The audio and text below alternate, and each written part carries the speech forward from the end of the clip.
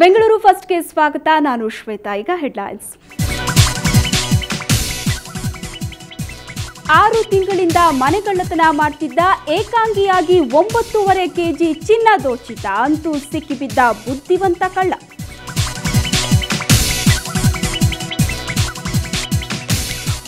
ಬೆಳಗ್ಗೆ ಬಳಸಿದ್ರೆ ಯೂನಿಟ್ಗೆ 10 ಪೈಸೆ, ಸಂಜೆ ಬಳಸಿದ್ರೆ 1 ರೂಪಾಯಿ. 5 ತಿಂಗಳಲ್ಲಿ 2ನೇ ಬಾರಿ ಹೆಚ್ಚಾಯಿತು ವಿದ್ಯುತ್ ಹೊರೆ. ಕರೆಂಟ್ ಕಡಿಮೆ ಬಳಸಿ.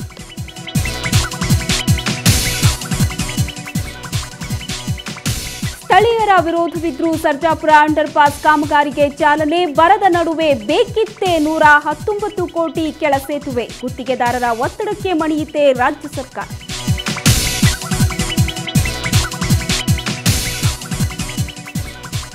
ಮಲ್ಲೇಶ್ವರಂ ಜನರಿಗೆ ಕಂಬಳಿ ಹುಳು ಕಾಟ. ದಿನವಿಡೀ ಮೈಪರಚಿಕೊಳ್ಳೋ ಸಂಕಟ. ಕೀಟಬಾಧೆಯಿಂದ ಮುಕ್ತಿ ಇಲ್ಲವೇ ಇಲ್ಲಪ್ಪ.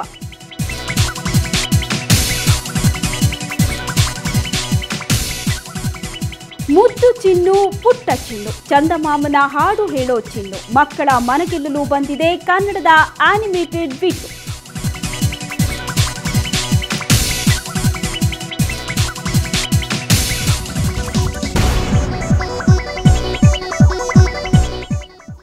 ಹಗಲಲ್ಲಿ ಮಲ್ಗೋದು, ರಾತ್ರಿ ಮನೆಗಳಿಗೆ ನುಗ್ಗೋದು, ಏಕಾಂಗಿಯಾಗಿ ಕೆಲಸ ಮುಗಿಸೋದು. ಹೀಗೆ ಬರೋಬ್ಬರಿ 9.5 ಕೆಜಿ ಚಿನ್ನಾಭರಣ ದೋಚಿದ್ದ ಬುದ್ಧಿವಂತ ಕಳ್ಳ ಕೊನೆಗೂ ಸಿಕ್ಕಿಬಿದ್ದಿದ್ದಾನೆ.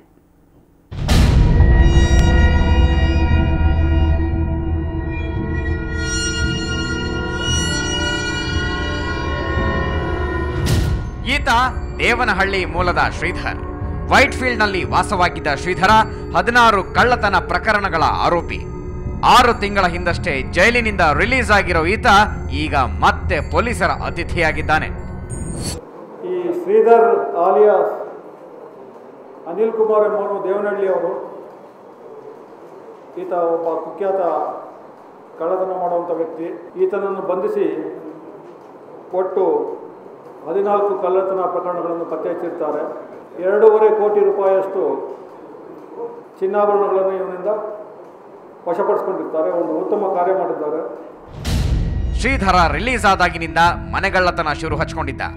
ತನ್ನ ಮನೆಯಿಂದ ಮೆಜೆಸ್ಟಿಕ್ ಬಸ್ ಹತ್ತೋದು, ಇಷ್ಟ ಬಂದ ಕಡೆ ಇಳಿಯೋದು, ಯಾವುದಾದ್ರೂ ಮನೆ ನೋಡಿ ಅಲ್ಲಿ ಹೋಗಿ ಔತ್ಕೊಳ್ಳೋದು. ರಾತ್ರಿ 2 ಗಂಟೆ ಆಗ್ತಾ ಇದ್ದಂಗೆ ಮನೆಯಲ್ಲಿ ತನ್ನ ಕೈಚಳಕ ತೋರಿಸಿ ಅಲ್ಲಿಂದ ಎಸ್ಕೇಪ್ ಆಗೋದು ಈತನ ಕಾಯಕವಾಗಿತ್ತು. ಸಣ್ಣ ಪುಟ್ಟ ಕಳ್ಳತನ ಮಾಡ್ಕೊಂಡಿದ್ದ ಈತ ದೊಡ್ಡ ಸ್ಕೆಚ್ ಹಾಕ್ದ. ಹಲಸೂರು ಠಾಣೆ ವ್ಯಾಪ್ತಿಯಲ್ಲಿರೋ ವರುಣ್ ಜ್ಯುವೆಲ್ಲರಿಗೆ ನುಗ್ಗಿ ಸುಮಾರು 8.5 ಕೆಜಿ ಚಿನ್ನಾಭರಣವನ್ನ ದೋಚಿ ಎಸ್ಕೇಪ್ ಆಗಿದ್ದ. ಆದರೆ ಈ ಬಾರಿ ಶ್ರೀಧರನನ್ನ ಹಿಡಿಯುವಲ್ಲಿ ಪೊಲೀಸರು ಸಕ್ಸಸ್ ಆದರು.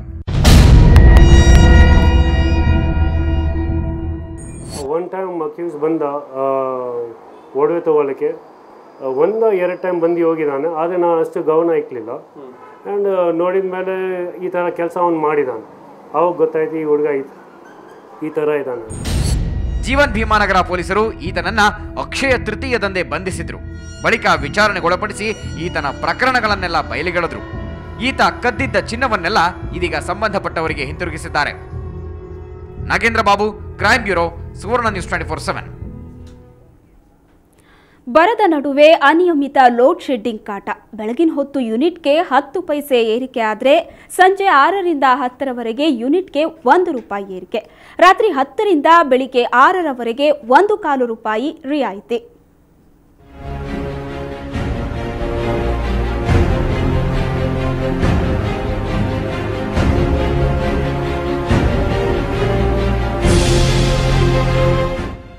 ಜನರಿಗೆ ಬರದ ಜೊತೆ ಮತ್ತೊಂದು ಬರೆ. 5 ತಿಂಗಳಲ್ಲಿ ಹೆಚ್ಚಾಯಿತು ವಿದ್ಯುತ್ ಹೊರೆ. ಬೆಲೆ ಏರಿಕೆ ಭರದಲ್ಲಿ ಜನರ ಸ್ಥಿತಿ ಹರೋಹರ.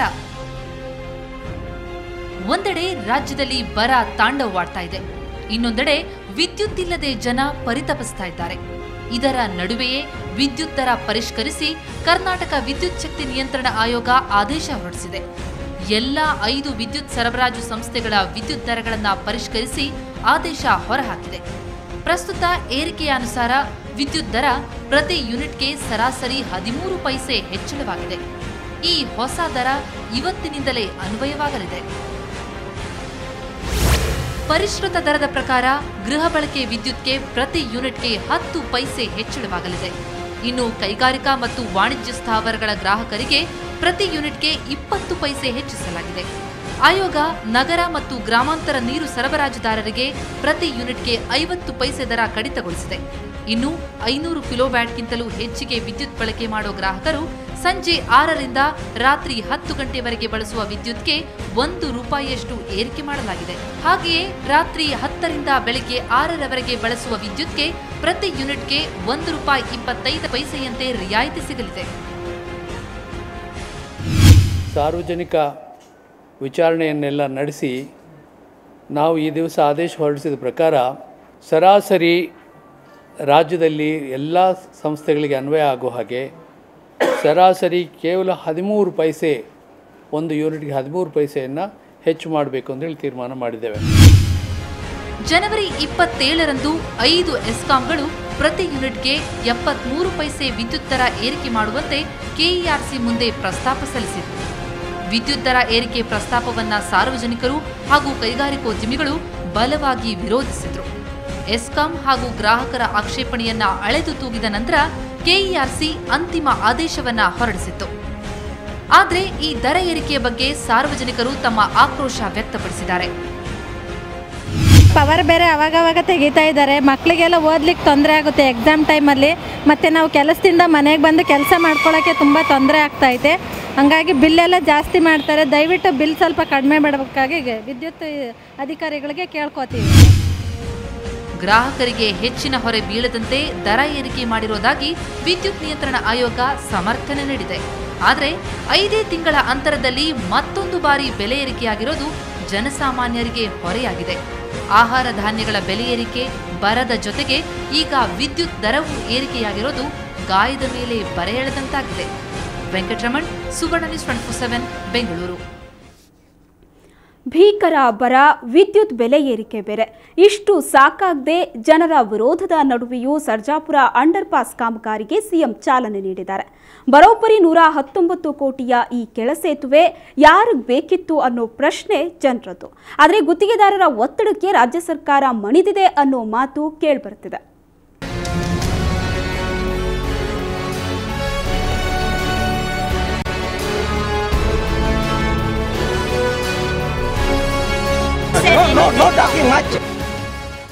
ಸ್ಥಳೀಯರ ತೀವ್ರ ವಿರೋಧದ ನಡುವೆಯೂ ಬೆಂಗಳೂರಿನ ಸರ್ಜಾಪುರ ಅಂಡರ್ಪಾಸ್ ಕಾಮಗಾರಿಗೆ ಶಂಕುಸ್ಥಾಪನೆ ನಡೆಯಿತು. ಸಿಎಂ ಸದಾನಂದಗೌಡ, ಸಂಸದ ಅನಂತಕುಮಾರ್ ಸೇರಿದಂತೆ ಹಲವು ಜನಪ್ರತಿನಿಧಿಗಳು ಅಂಡರ್ಪಾಸ್ ಕಾಮಗಾರಿಗೆ ಚಾಲನೆ ಕೊಟ್ಟರು.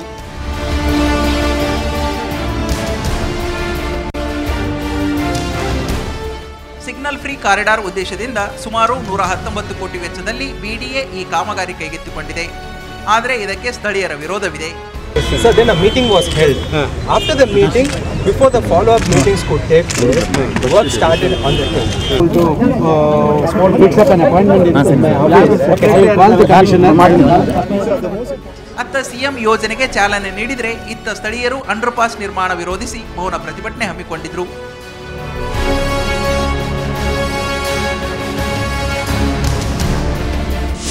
ಚೀಫ್ ಮಿನಿಸ್ಟರ್ ಹೇಳಿರೋದು ನಾಳೆದು ಅವರು ಡೆಲ್ಲಿಗೆ ಹೋಗ್ತಾ ಇದ್ದಾರೆ. ಅದಾದಮೇಲೆ ವಾಪಸ್ ಬರುವಾಗ ಇದು ಒಂದು ಕಮಿಷನರ್ ಹತ್ರನೇ ಹೇಳಿದ್ದಾರೆ, ಒಂದು ಅಪಾಯಿಂಟ್ಮೆಂಟ್, ಒಂದು ಮೀಟಿಂಗ್ ಫಿಕ್ಸ್ ಮಾಡೋಕ್ಕೆ. ಅಲ್ಲಿ ಇನ್ನು ಇದು ಕಂಪ್ಲೀಟ್ ನಮ್ಮದು ಏನು ಅಬ್ಜೆಕ್ಷನ್ಸ್ ಇರೋದು ಅದೆಲ್ಲ ಡಿಸ್ಕಸ್ ಮಾಡೋಣ ಅಂತ. ನಮ್ಮದು ಅಬ್ಜೆಕ್ಷನ್ಸ್ ಎಲ್ಲ ನಾವು ಬರೆದು ಕೊಟ್ಟಿದ್ದೀವಿ. ಇದು ಅರ್ಜೆಂಟ್, ಅವ್ರು ಹೇಳೋ ಪ್ರಕಾರ ಇಷ್ಟು ಅರ್ಜೆನ್ಸಿ ಏನು ಸ್ಟಾರ್ಟ್ ಮಾಡಬೇಕಾದ್ರೆ ಕೋರ್ಟಲ್ಲಿ ಕೇಸ್ ನಡೀತಾ ಇದೆ, ಇದು ಭೂಮಿ ಪೂಜೆ ಮಾಡಬೇಕು, ಇನಾಗ್ರೇಟ್ ಬಂದು ಮಾಡಬೇಕು, ಇಷ್ಟು ಏನು ಅರ್ಜೆಂಟ್ ಏನು? ಸೊ ಯು ಥಿಂಕ್ ಬೇರೆ ಯಾರು ಬೆನಿಫಿಟ್ ಆಗ್ತಾ ಇದ್ದಾರೆ? ಇದು it is not for the convenience of people ಅಂತ. ಅಂಡರ್ಪಾಸ್ ನಿರ್ಮಾಣಕ್ಕೆ ಸ್ಥಳೀಯರು ವಿರೋಧಿಸುತ್ತಿರುವುದಕ್ಕೆ ಕಾರಣ ಇದೆ. ಯೋಜನೆಗೆ ಸರಿಯಾದ ಡಿಪಿಆರ್ ಆಗಿಲ್ಲ, ಸಮರ್ಪಕ ಸರ್ವೆ ಮಾಡಿಲ್ಲ. ಅಷ್ಟೇ ಅಲ್ಲ, ಈ ಬಗ್ಗೆ ಕನಿಷ್ಠ ಸಾರ್ವಜನಿಕ ಅಭಿಪ್ರಾಯವನ್ನೂ ಸಂಗ್ರಹಿಸಿಲ್ಲ. ಜೊತೆಗೆ ಪ್ರಕರಣ ಹೈಕೋರ್ಟ್ನಲ್ಲಿದ್ದು ವಿಚಾರಣೆ ಮುಗಿಯುವ ಮುನ್ನವೇ ಈ ಯೋಜನೆ ಶುರು ಮಾಡಿರೋದು ಸ್ಥಳೀಯರ ಸಿಟ್ಟಿಗೆ ಕಾರಣ.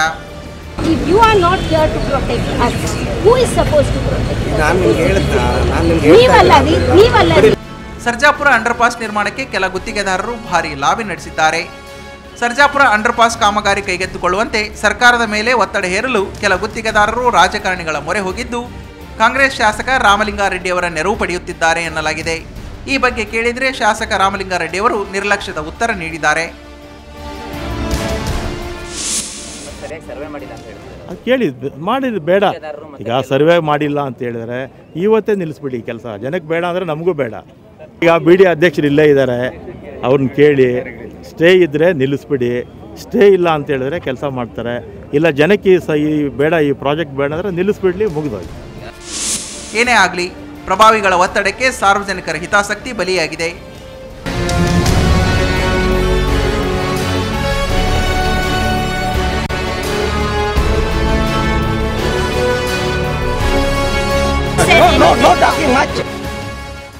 ಮಸೂದ್, ಸುವರ್ಣ ನ್ಯೂಸ್ 24/7 ಬೆಂಗಳೂರು. ಬೆಂಗಳೂರಿಗೆ ಹೊಸ ಮೇಯರ್ ಬಂದಾಯಿತು. ಅಧಿಕೃತವಾಗಿ ಇವತ್ತು ಪದಗ್ರಹಣ ಕೂಡ ನಡೆಯಿತು. ಹೊಸ ಹುರುಪ್ನಲ್ಲೇ ಮೇಯರ್ ಬೆಂಗಳೂರು ರೌಂಡ್ಸ್ ಹಾಕಿದ್ರು. ತಮ್ಮ ಅವಧಿಯ ಮೊದಲ ಸಾಮಾನ್ಯ ಸಭೆಯನ್ನು ನಡೆಸಿದ್ರು. ಮೇಯರ್ನ ನೋಡೋದಕ್ಕೆ ಸಂಬಂಧಿಕರೆಲ್ಲ ಬಂದಿದ್ರು. ಆದರೆ ಸಭೆಯಲ್ಲಿ ಕಾರ್ಪೊರೇಟರ್ಗಳ ಸಂಖ್ಯೆಯೇ ಕಡಿಮೆ ಇತ್ತು.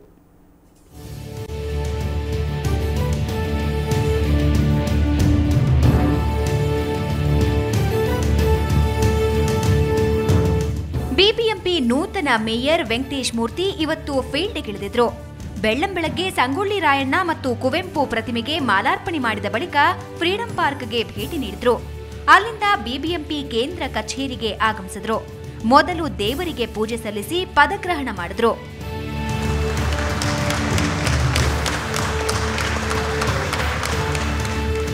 ಇದೆಲ್ಲ ಆದಮೇಲೆ ಮೇಯರ್ ವೆಂಕಟೇಶ್ ಮೂರ್ತಿ ಚೊಚ್ಚಲ ಸಾಮಾನ್ಯ ಸಭೆ ನಡೆಸಿದ್ರು. ಕಸ ವಿಲೇವಾರಿ, ಮೂಲಭೂತ ಸೌಕರ್ಯ ಸಮಸ್ಯೆ ಬಗೆಹರಿಸೋ ಬಗ್ಗೆ ಚರ್ಚೆ ನಡೆಯಿತು. ಚರ್ಚೆ ಎಲ್ಲ ವಿಷಯಗಳಲ್ಲಿ ಚರ್ಚೆ ಆಯಿತು. ಅದರಲ್ಲಿ ನಾವು ಕೆಲವು ವಿಷಯಗಳ ಬಗ್ಗೆ ತೀರ್ಮಾನ ತಗೊಂಡಿದ್ದೀವಿ. ಗಾರ್ಬೇಜ್ ಟೆಂಡರ್ ಇರ್ಬೋದು, ಬೆಂಗಳೂರಲ್ಲಿ ಹೆರಿಟೇಜ್ ಬಿಲ್ಡಿಂಗ್ ನಮ್ಮ ಕಾರ್ಪೊರೇಷನ್ನಲ್ಲಿ ಇರ್ತಕ್ಕಂಥ ಎಲ್ಲ ಬಿಲ್ಡಿಂಗ್ಗಳಿಗೆ ಒಂದೇ ಬಣ್ಣ ಹೊಡೆಯುವಂಥದ್ದು, ಅದರಿಗೆ ಬೆಂಗಳೂರು BBMP ಪ್ರಾಪರ್ಟಿ ಅಂತ ಬೋರ್ಡ್ ಹಾಕುವಂಥದ್ದು, ಈ ರೀತಿ ನಾನಾ ವಿಷಯಗಳನ್ನ ನಾವು ಇವತ್ತು ತೀರ್ಮಾನ ತಗೊಂಡಿದ್ದೀವಿ. ಮೇಯರ್ ಹಾಗೂ ಉಪಮೇಯರ್ ಅವರ ಮೊದಲ ಸಭೆ ನೋಡೋಕೆ ಪಬ್ಲಿಕ್ ಗ್ಯಾಲರಿಯಲ್ಲಿ ಸಂಬಂಧಿಕರು ತುಂಬಿದ್ರು. ಮೇಯರ್ ಪತ್ನಿ ಪ್ರಭಾ ಫ್ಯಾಮಿಲಿ ಸಮೇತ ಬಿಬಿಎಂಪಿಗೆ ಬಂದಿದ್ರು. ನಮ್ಮ ರಿಲೇಷನ್ನು, ನಮ್ಮ ಮಕ್ಕಳು ಎಲ್ಲ ಬಂದಿದ್ದಾರೆ. ನಮ್ಮ ರಿಲೇಷನ್ಸು ಎಲ್ಲರೂ ಬಂದಿದ್ದೀರಿ. ಎಲ್ಲ ಕೆಲಸನೂ ಮಾಡಬೇಕ್ರಿ. ನೀರಿಂದು ಒಳಚರಂಡಿ, ಆಮೇಲೆ ರೋಡು ಇರ್ಬೋದು, ರಸ್ತೆ, ಅದೆಲ್ಲ ನೀಟಾಗಿ ಎಲ್ಲ ಮಾಡ್ಕೊಂಡು ಹೋಗ್ಲಿ ಅಂತ ನಮ್ಮ.